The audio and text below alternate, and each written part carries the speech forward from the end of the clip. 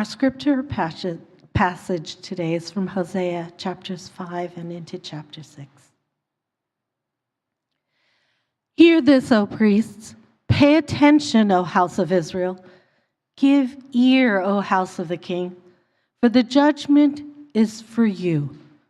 For you have been a snare at Mizpah and a net spread upon Tabor.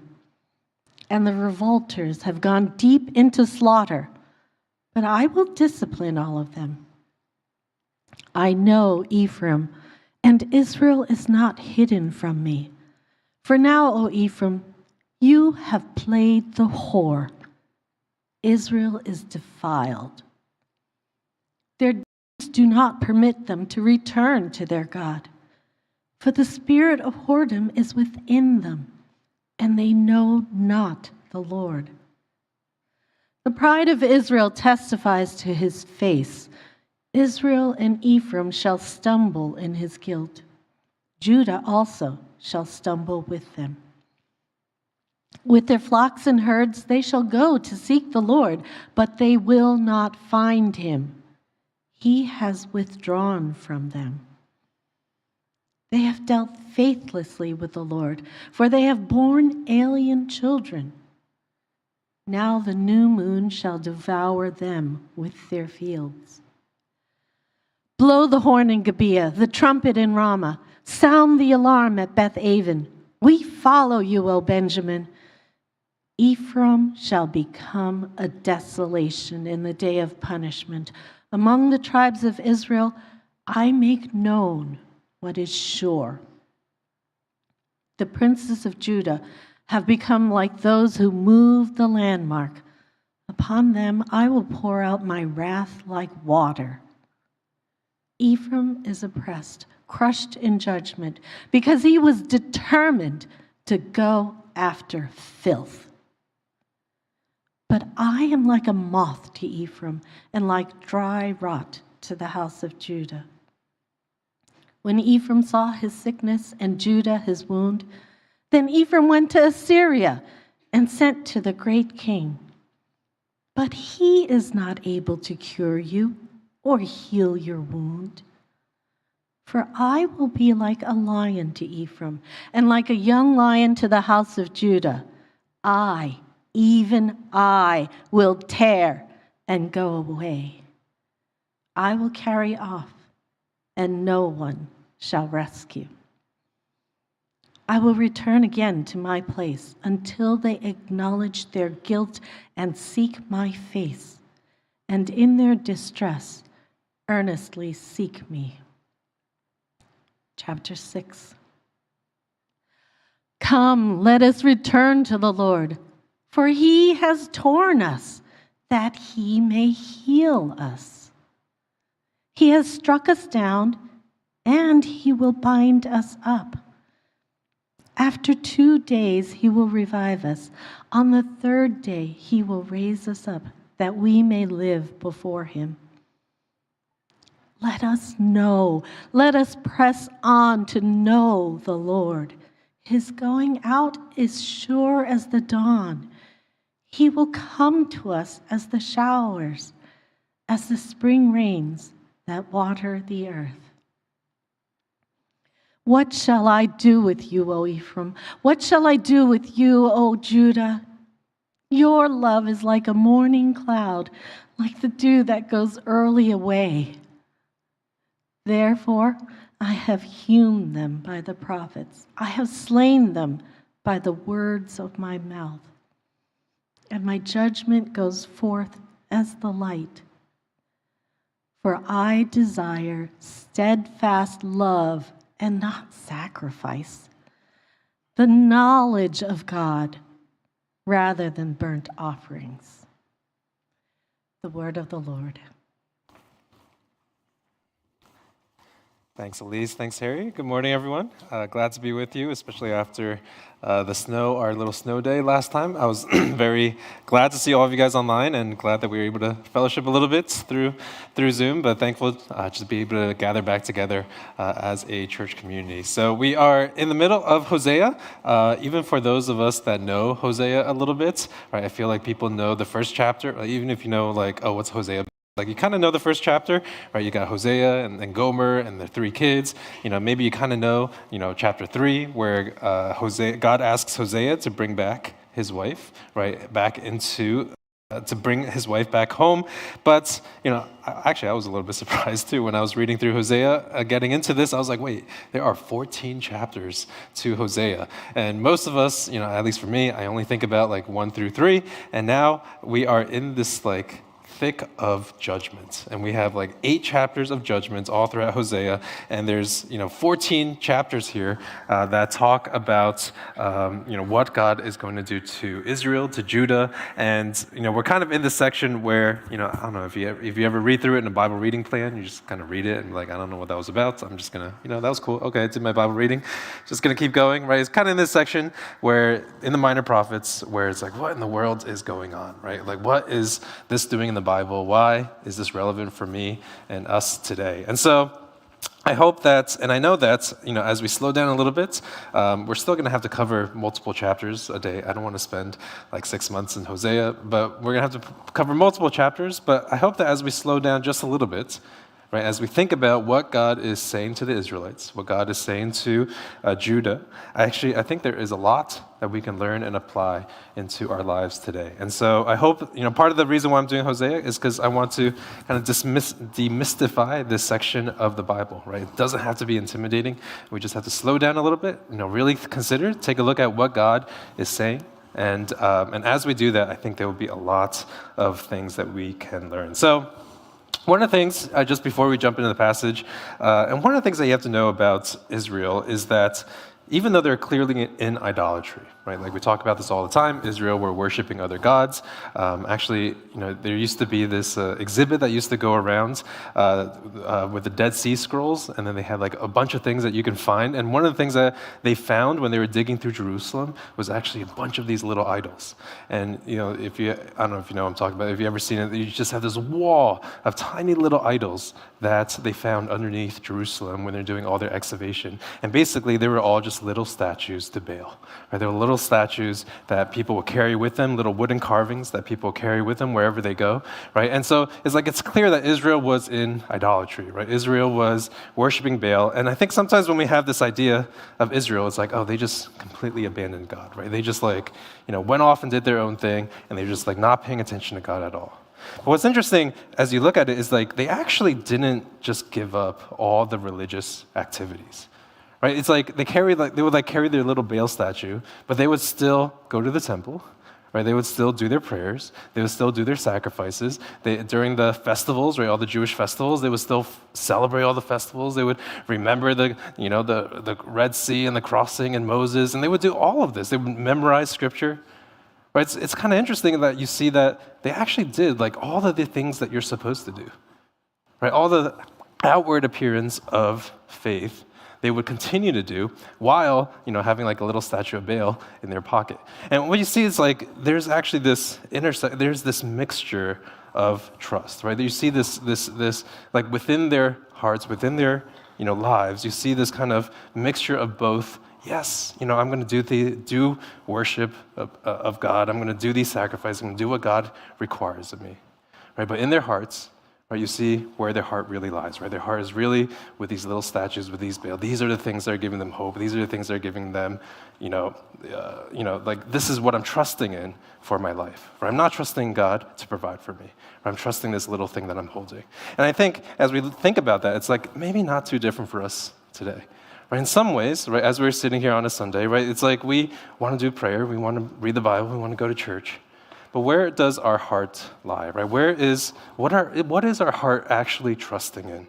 Right, as we are coming before the Lord. Right? Is our trust in the Lord is just saying, yes, the reason why we do these spiritual disciplines, right, is because I want to draw near to the Lord.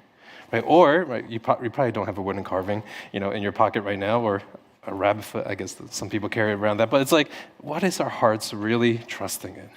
Right? At the end of the day, as we're sitting here, right, what is our heart? Where is our hope resting in? Even as we do these, Christian things that God has called us to do. Right? And so what we'll find throughout these judgment passages, right, is I want to give you that picture of Israel, right? Because you can't just think it's oh, they just had like statues everywhere. It's like, no, they actually were doing the things that outward appearance looked like they were Jewish. But really their hearts were far away from God. And so what God is doing through these judgment passages and what God is doing through the prophets is that God is warning them. God is like, hey, you need to wake up. Hey, you need to realize, right, I'm not actually pleased with your worship.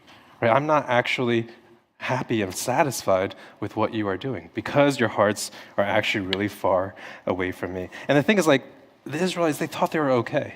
Right? They thought that what they were doing was perfectly fine. Like, we can do a little bit of this, we could do a little bit of that, and, God's forgiving, God is gracious, right? God is going to be fine with that. And God, through these judgment passages, is really giving them this huge wake-up call, right? It's like, hey, Israel, actually, no.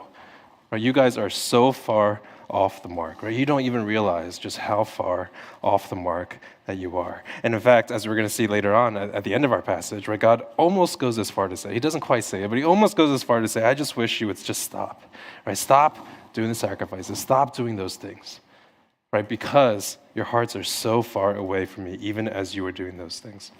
And so as we jump into our passage, I think that this section in Hosea actually gives us this really good opportunity to evaluate our own walk with the Lord. Right? What is our seeking of God? Is it pleasing to him? Right? What if we might be okay with our faith right now? Right? Kind of okay with how we're living out our faith. But what if God was not okay with it? Right? What if we also need a wake-up call on our own and think through what it means to really glorify God? Right, with our lives. And so, in many ways, like, I think this is true. This is going to be true for all of us, right? All of us are going to need these slight course corrections at some points in our lives. Or we're going to go down a certain path. We're going to get used to doing things a certain way. And maybe sometimes, right, we just need a slight course correction as God turns us back into true worship of him. So, really, kind of easy outline today. So, kind of the main, three things that we should look for in our walk with God. And what we're going to see is our need for discipline. I'm going to talk about that a little bit. What it means to make room for God in our lives. And thirdly, aim for lasting change rather than a quick fix. All right, so these are things that we're going to kind of look at as we walk through our passage. So let's take a look at this first one, seeing our need for discipline. So unfortunately, like, we're in the Minor Prophets. It's going to require a little bit of explaining. So the text is somewhat difficult, but so bear with me for a little bit. So let's take a look. So it's in verse 1, right? So hear this, O priest, pay attention, O house of Israel. Give ear, O house of the king, for the judgment is for you. For you have been a snare at Mizpah and a net spread upon Tabor, and the revolters have gone deep into slaughter, but I will discipline all of them. And so, one of the things I didn't mention in the previous chapter as well is that in this section, all right, God is really coming after the leaders of Israel. And so here you see that this is directed both towards the political and the spiritual leadership of Israel. Right? So you see that he goes, he's directing this message to the priests, right? Pay attention, hear this, O priests, and to the house of the king. Right, that is both the spiritual leadership, right, in the temple, but also the political government leadership within Israel. And he says that you have been a snare at Mizpah. So I always like taking out a map if I can. It's maybe a little hard to see. But Mizpah is right there in Ephraim, or in Benjamin, in the yellow, kind of right in the middle there, underneath Ephraim, which is in the light teal-ish color. And so there you see Mizpah, and then Tabor is actually a mountain that is right next to Mizpah. And this is actually kind of a foresty area of Israel. Israel, sometimes when you think of Israel, you think it's really sandy and brown and dry. But actually, it's actually pretty green, and there's actually a lot of foliage and stuff in Israel. And so within that section right there, there's Mount Tabor, and there is a bunch of different forests. And basically, the hunters in that area were known for setting these traps and setting these nets in order to capture animals for food. And right, that's kind of what the hunters would do in that section. And basically, what God is saying here is that just as they would set up traps, what's going on is that God is accusing the priests and the leaders of Israel for setting these traps and these nets for the people. And basically what was going on, and we actually know this from the other prophets as well, is what was happening was that the leaders of Israel would basically collude with the rich landowners in order to oppress and continue to push down the normal people, right? The farmers and the other workers, right? And so what happened, right? So what happens is like all these people in spiritual leadership and the people in political leadership, they will all get together with the rich people in the land and basically oppress the normal people.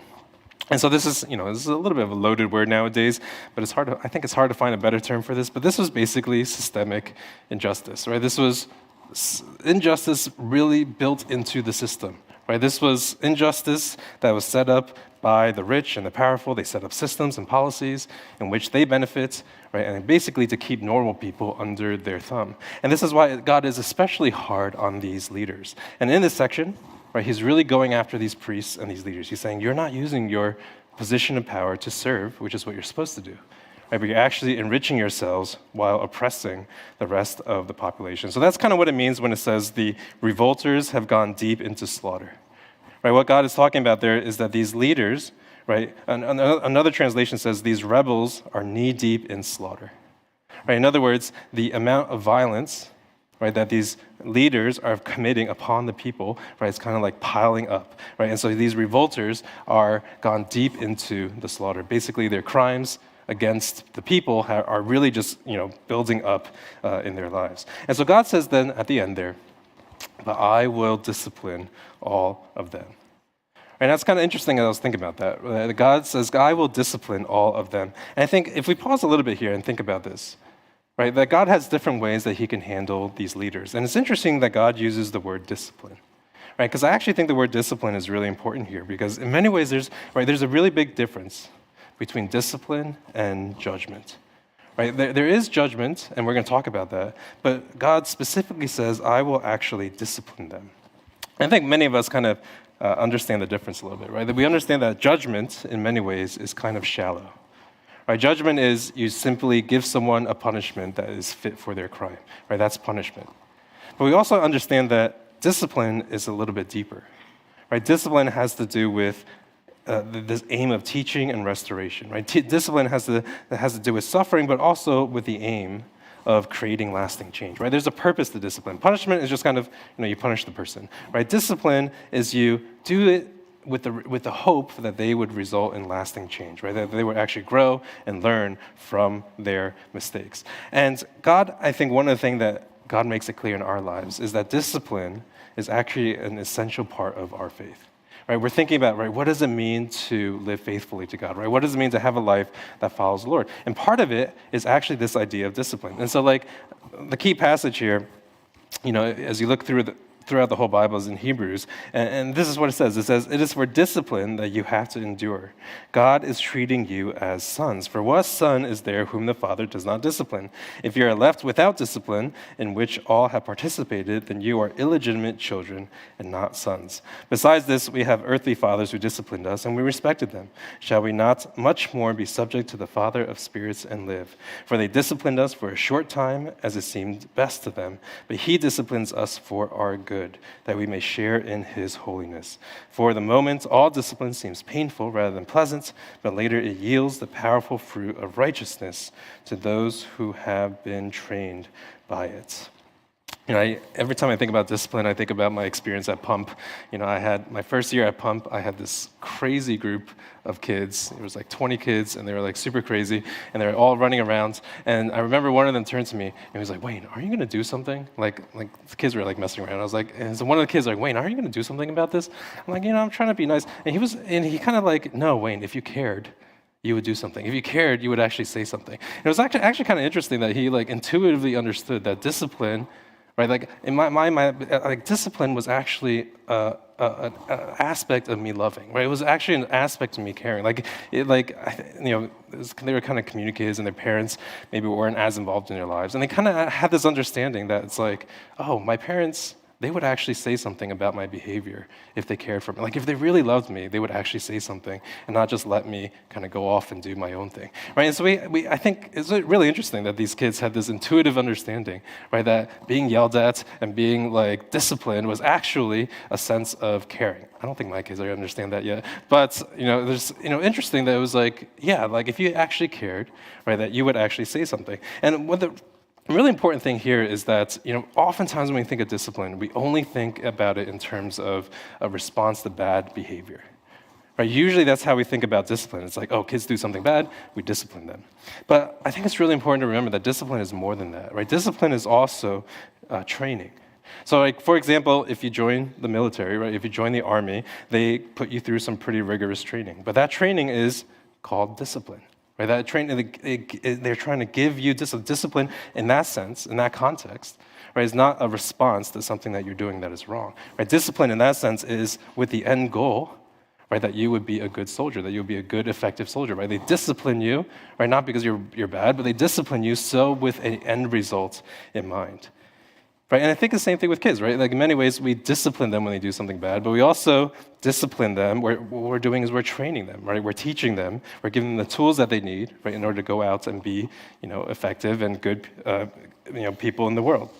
In the same way, I think this, applies to us today. Like we can't just think of discipline as like, oh, God did something, I did something wrong, right? God must be punishing me. Because I feel like we see that all the time, and I hear that all the time. Right? It's like, oh, this accident happened to me, right? Or like this, thing happened to me. What did I do wrong? Like, did I sin this past week? Right? Is God like, punishing me for something that I did? And like, sure, there's definitely consequences, right, to our own sin. But I think most of the time, it's probably not that God is just punishing you, right? It's like, oh, something bad happened, and we're correlating that with, something bad that we did, and we're trying to correlate that with something bad that happened to us. Like, usually, I don't think you can make that connection, right? That God is not punishing us, right? And that's often how we assume things, right? Like, oh, suffering I'm going through, God must be punishing me, right? But actually, it seems to say, as I look at the Bible, that all suffering, right? And I think I could say this, right? I sometimes hesitate, but I think I could say that all suffering, if viewed through the lens of faith, right, is actually there to train us up so that we can be mature children of God. And I think I could say that, and I'm going to show you, just 2 verses, because I feel like that training and discipline, right, going through something difficult, right, it's not God punishing us, right, but I think it is God giving us the discipline, the training, the teaching that we need in order to be really faithful followers of God, right, and one of the ways that we can see this, and this gets, quoted all the time, but, and you're probably very familiar with this, but in James it says, "Count it all joy, my brothers, when you meet trials of various kinds, for you know that the testing of your faith produces steadfastness, and let steadfastness have its full effect, that you may be perfect and complete, lacking in nothing." Right? It seems to me that God is saying that when you meet various trials, or actually I think it's when you meet all trials, right, you should see it as God giving us the discipline that we need, right? Not punishment, not because we did something wrong, but it's training and the discipline that we need to be faithful followers of God. And I have to point out, and I was thinking about, actually just, this kind of came to me this week, I was thinking about it, I was like, wait, what is the context that James is writing to?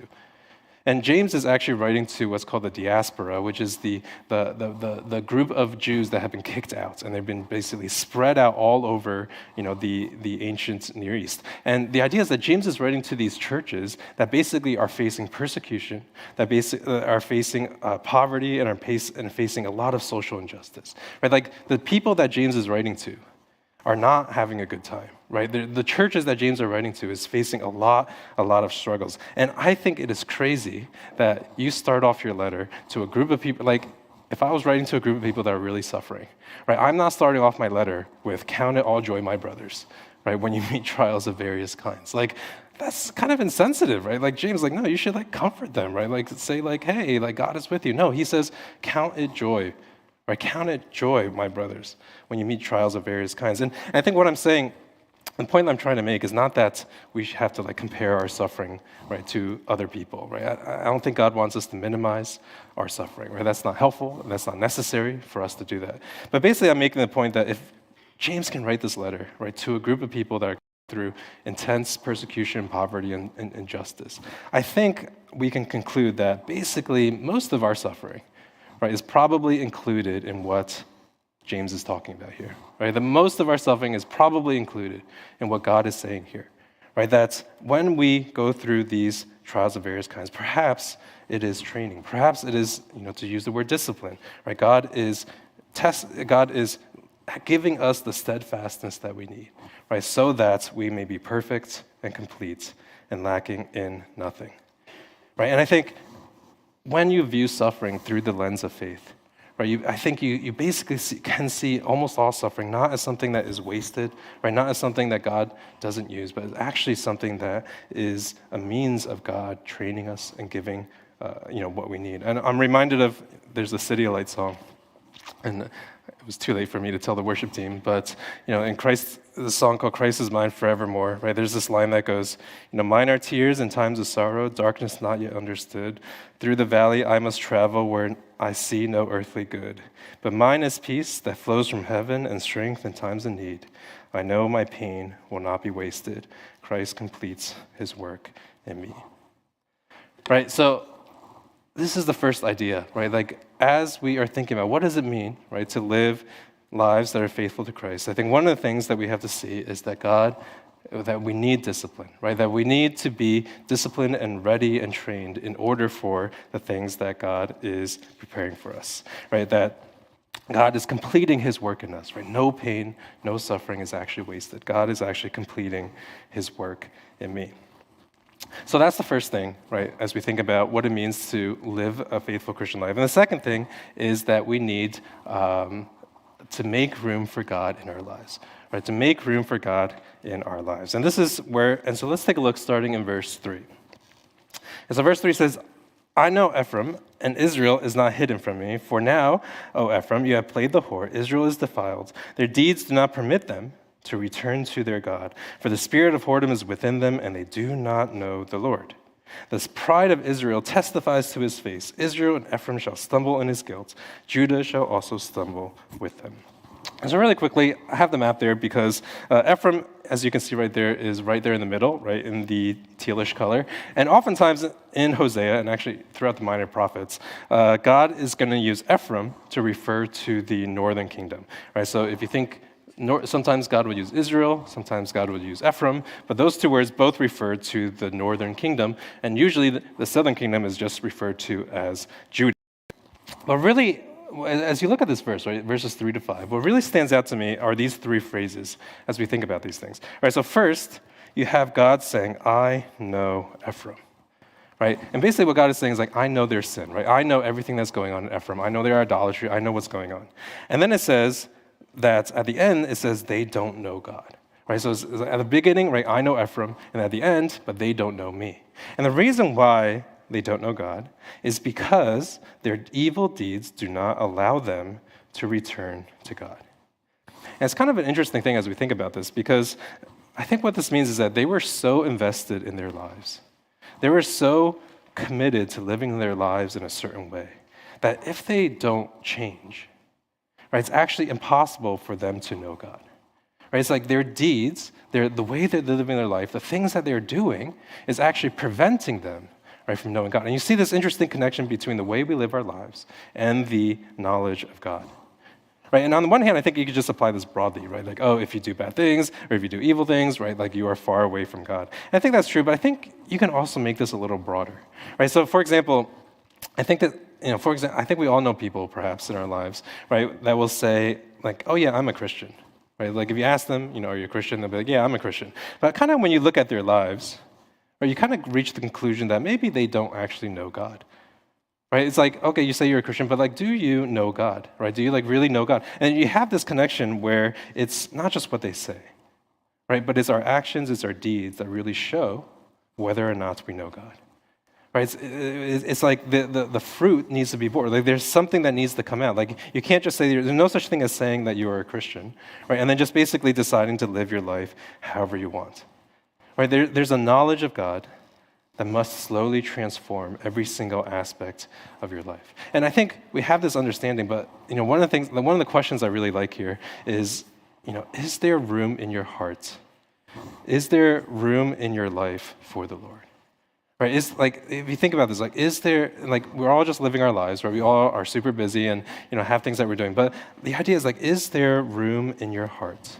Is there room in your life for God to work? It kind of reminds me of, the Christmas Carol. There's Christmas Carol, Joy to the World, where it says, let every heart prepare him room. Right? And the idea is that, is there actually room in your heart for the Lord? Right? Is there, because the thing is like no one just like naturally drifts towards the Lord. Right? All of us actually usually just drift away from the Lord, right? But is there room in your heart to allow God to actually work, right? Are you making room in your life for the Lord to speak into your life, right? Sometimes we're just like so busy and we're just running around. We don't have the time to think about this. Like, is there room in your heart, right, to allow? So what's going on with the Israelites, right? That their deeds, right, their actions, their lives were just making it impossible to know the Lord, right? Their actions were actually making it impossible to know God. Right? And so maybe, is that true for us, right? Is it possible that we are just so consumed with all the things in life that we're not allowing God to kind of really speak into our lives? And what you see with the Israelites is that they basically pushed God off into the edges of their lives. Right? And you see this, for example, if we go on in verse 6, it says, with their flocks and herds they shall go and seek the Lord, but they will not find him. He has withdrawn from them. They have dealt faithlessly with the Lord, for they have borne alien children. Now the new moon shall devour them with their fields.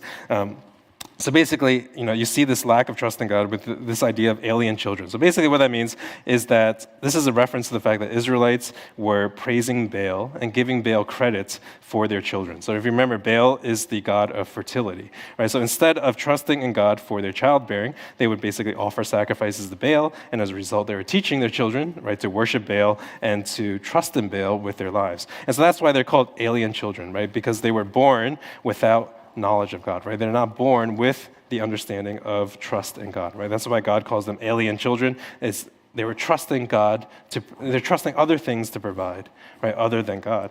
And you also see this lack of trust with this whole idea of flocks and herds.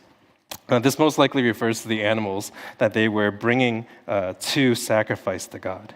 Right, and as they were, bringing these sacrifices to God, as I said in the intro, right, like they were mixing in together, doing the religious things that they were supposed to do, but on the inside, they were really not trusting in these sacrifices. And so God says, "Oh, you're going to bring these flocks and herds to me, but you are not going to find me."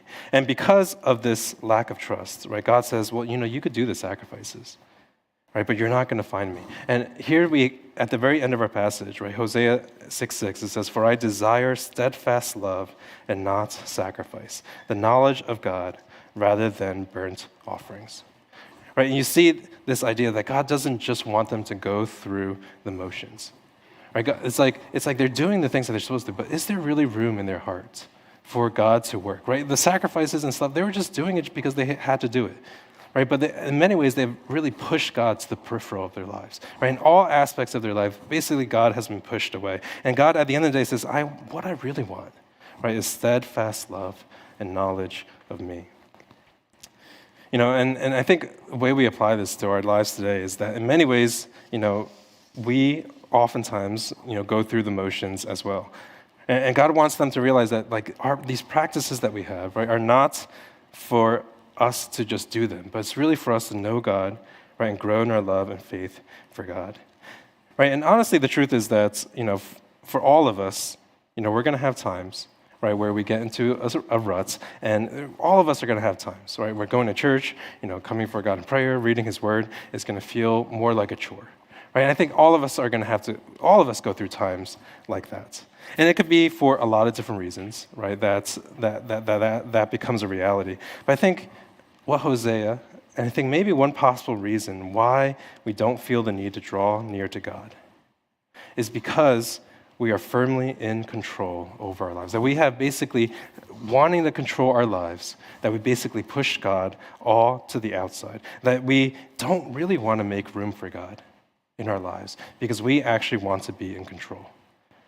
Right? And I think this is the idea of even the Israelites worshiping, like, why did they worship Baal? Why did they worship idolatry? It was all for control, right? If this God can give me what I want, then I'm going to worship that God instead. If that God can give me what I want, right, then I'm going to worship that God. It was all to this idea of controlling their lives, right? How can I guarantee blessings to come into my life? And part of the reason why we don't want to make room for God, right, I think is because we want to control all aspects of our life. We're fighting with God for control over our lives. Right, that could be one possible reason, right, why we come into this spiritual stagnation, right, where we kind of spiritually kind of plateau and we're just like, we've got to a certain point and we don't move forward. Because one of the things that happens, right, when we're fighting for God with control over our lives is that we just stop growing, right? Our faith becomes really stagnant. Right? Another thing that can happen is that we start to struggle with unbelief, right? As we're wrestling with God over control over our lives, we start, well, maybe God's not who he says he is, right? Maybe, there's other things in life where, and then oftentimes we start to minimize sin. Or we start to say, well, my sin's not that bad, right? It's like, I don't really want to change. I feel like my life is going fine right now, especially when I compare myself to others, like, I'm still doing okay. Right? And then what happens is that you start to become unfruitful, right? You're no longer exhibiting holiness, you're no longer reflecting God, and you start to drift even more. Right? And so sometimes the core of why we are plateauing or why we are not growing spiritually is maybe because in our hearts, right, we really don't want to change. We really are fighting God for control over certain things in our lives. And I think sometimes this starts out really inconspicuous, right? It starts out really small. But what happens is that as we continue to wrestle with God, as we continue to fight with God over control of our lives, right, what ends up happening is slowly God gets pushed out. Right? Little by little, God just gets pushed out into the corners of our lives. Right? The Israelites, they didn't just wake up one day, right? And just like, today seems like a good day to worship Baal, right? Like the Israelites didn't do that, right? They didn't just wake up one day, right? After going to, sacrifice on Saturday, I think is when they went. They didn't just wake up and be like, today I'm going to go worship Baal, right? I think it was incremental. It was little by little. They were fighting for control in their lives. And that little by little, that led them away from God. And so, what is the solution, right? How do we fight against this? Well, I think in many ways, part of the solution is to think to yourself, right? What are the areas in my life where I refuse to give up control? Right? Where are the areas of life there where I'm just refusing to allow God to come in, right? And allow God's space, right, to direct and guide our paths.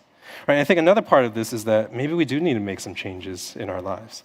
Right, connecting to this whole idea of, right, maybe our deeds, right, maybe the way that we live our life, the things that we're committed to, is actually preventing us from really getting to know the Lord.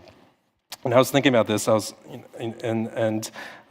think I've recently been convicted that I think I'm just so busy. I think I'm just too busy, right? And like I have a lot of, I have kids and everything. It's like, but still, even with all that, right? I think I'm just way too busy, and I don't even have time to consider, right? Is everything that I am doing right now, right? Are those the things that God is really calling me to do?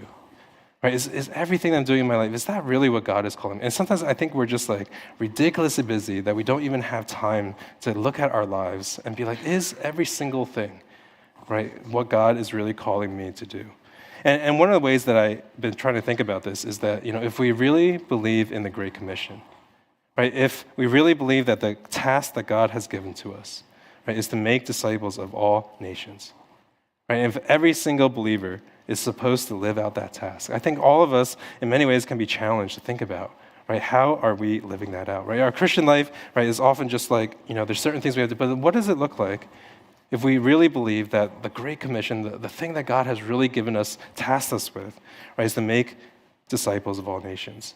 Right? What if God, is planning for this amazing purpose in our lives, and we're missing it because we're just, too busy to do it, right? Too busy to think about it, right? And I think that, I say over and over again when it comes to this, and I'm going to continue to say over and over again, is that, you really don't have to do this on your own, right? Because I really believe in our church's vision, right? That if every person were to love, build, serve, right? If every person were to think about how we can be a blessing to Chinatown, how we could be a blessing to Philadelphia, how we could be a blessing to the world, as we live that out, right? If we really live that out, right, none of us are going to struggle with this question, right? Or whether or not we're making room for God in our lives, right? Because as we're living out the Great Commission together, right, we can be sure that we are doing the things that God is calling for us to do.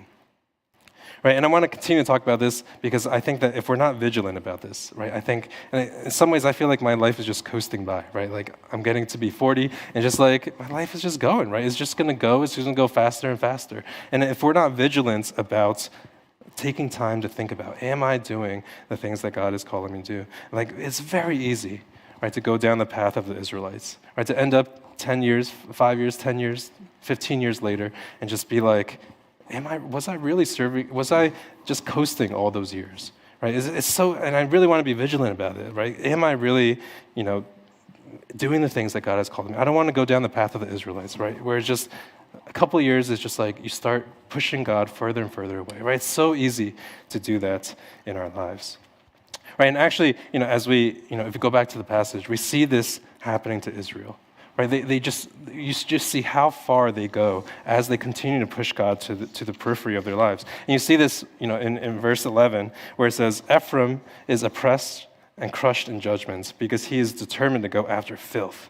But I am like a moth to Ephraim, a dry rot to the house of Judah. When Ephraim saw his sickness and Judah his wound, then Ephraim went to Assyria, sent to the great king, but he was not able to cure or heal your wound.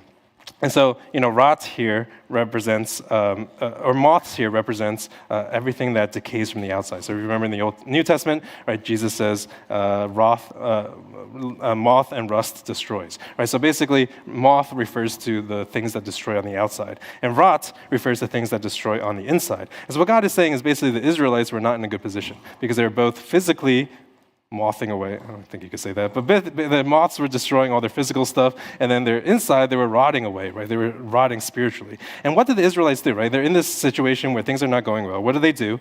And it's so obvious, right? Like, you just turn to God.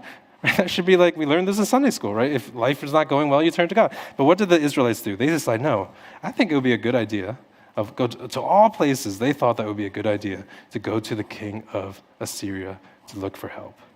And you just think about it, it's just like crazy. It's just like, come on, it's so obvious, right? It's like, turn to God, right? He's going to provide for you. He can trust in you. Why do you think it's a good idea to go to the king of Syria, thinking that he will be able to help you?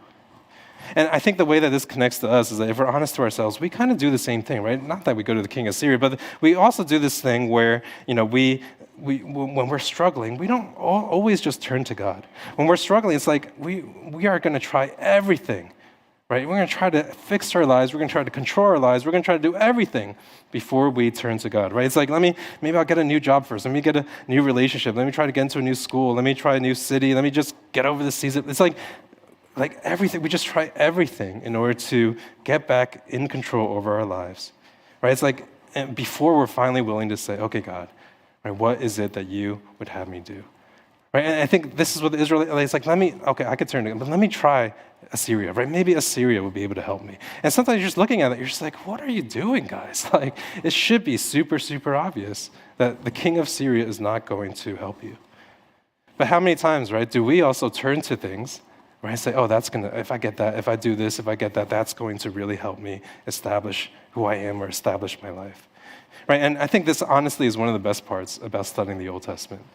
Because when you study the Old Testament, it just allows us to look at the Israelites and allows us to just see how, foolish they are. It's just like how silly they are. And it's like sometimes you read it's like when you watch a movie or you watch a show or you watch an anime and you're like screaming at the characters because they're just making terrible decisions. You're just like, what are you doing? Like, it's obvious, right? Like, you should go with that guy and not go with that guy. It's like, it's super obvious. And so like, it's in the same way, when you look at the Old Testament, you're just like, Israel, what are you doing?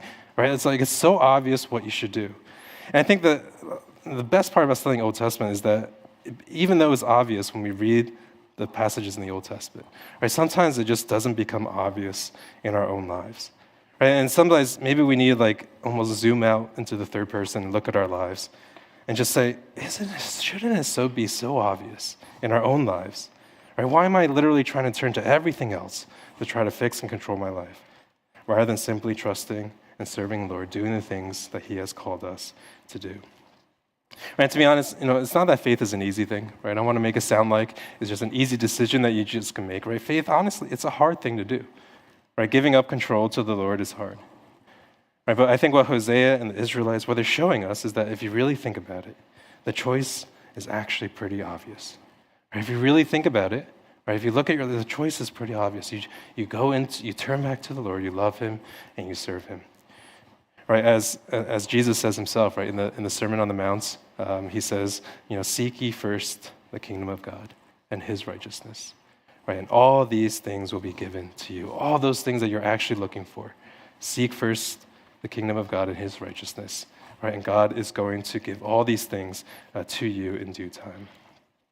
And so, we have to wrap up, but this is one of the reasons their lives were causing them to drift away from God, right? They were basically not making room in their lives for God. And as we, I have to be really brief about this last one as we transition into communion. But the second reason, just real quick, why they were drifting away from God is because they were actually going after a quick fix, right? They just wanted a really quick fix instead of lasting change. And you see this in Hosea, in the beginning of chapter 6. It says, "Come, let us return to the Lord, for he has torn us, that he may heal us. He has struck us down, and he will bind us up. After 2 days he will revive us, and on the third day he will raise us up, that we may live before him. Let us press on to know the Lord. He is going out, is as sure as the dawn. He will come to us as the showers, as the spring rains that water the earth. What shall I do with you, O Ephraim? What shall I do with you, O Judah? Your love is like a morning cloud, like the dew that goes away early." When I first read this passage this week, I was like, oh, preaching is going to be easy, right? This is a great passage, right? Israel want to return back to the Lord. And when you read it carefully, you realize that is not the case at all. Because what's going on here is that the Israelites, right, their lives are not going well. They're under judgment. And they say, hey, let us go back to God. He's going to heal us. He's going to bind us up. And after 2 days, he's going to revive us. On the third day, he will raise us up. And at first, when I was reading this, I was like, oh, this is going to be so easy to preach, right? Like resurrection, 3 days, Jesus from the grave, Jesus rose up. And what I actually realized is this is not the case at all. Because what does God say at the end here? He says, what shall I do, O Ephraim? Right, what shall I do with you, O Judah? In other words, the only reason why the Israelites were saying this, right, come back to the Lord, is because they thought that as soon as they go back to the Lord, everything will just be fine, and things will be. They thought that in 2 days God would fix them, right? It's like in 2 days their idolatry would be wiped away. It's just like they thought that as soon as they go back to, it's just going to be all better. Everything is just going to be made, perfectly fine. But what God says, right? God says, what am I going to do with you?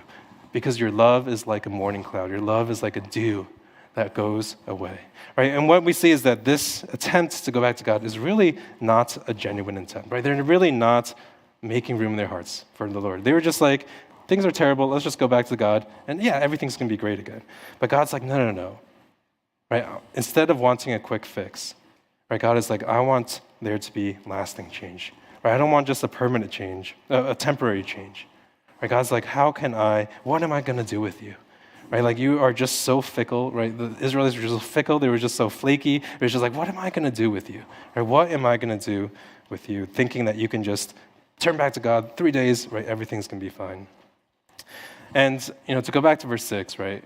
It says, "For I desire steadfast love and not sacrifice, the knowledge of God rather than burnt offerings." Right, ultimately what God is after is steadfast love and knowledge of God. And I think what this means is that ultimately God is after our hearts. Right? That's ultimately what it means. Like God knew that the Israelites, their coming back to the Lord was not going to be permanent. Right? It was just a temporary thing. But God says, no, I actually want your heart. Right? I really want you to love the Lord your God with all your heart, with all your soul, with all your strength, with all your mind. Not just temporary, not just as a flash in the pan. But what does it really look like, right, for us to have the steadfast love and knowledge of God in our lives?